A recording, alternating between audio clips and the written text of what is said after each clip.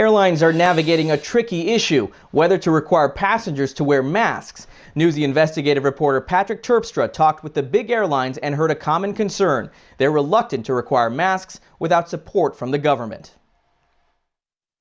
Frontier Airlines just announced passengers will be required to wear masks beginning May 8th.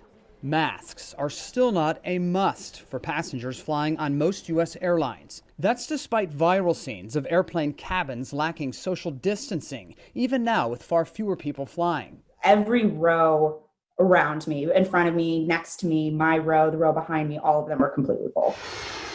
We asked the major airlines why they're mandating masks for flight attendants and gate agents, but not customers.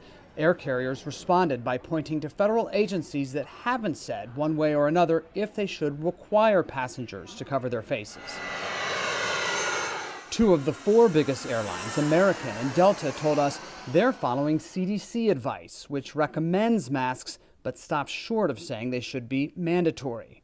Allegiant told us they looked to the FAA, which hasn't issued its own verdict on face coverings.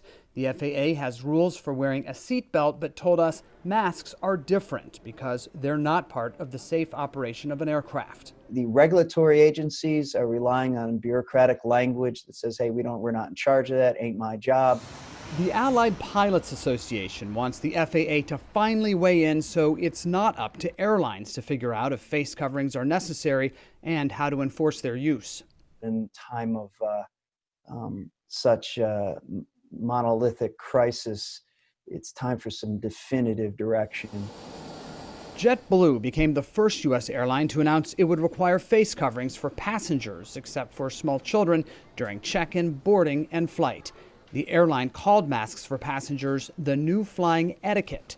So far, for most airlines, not a new flying requirement.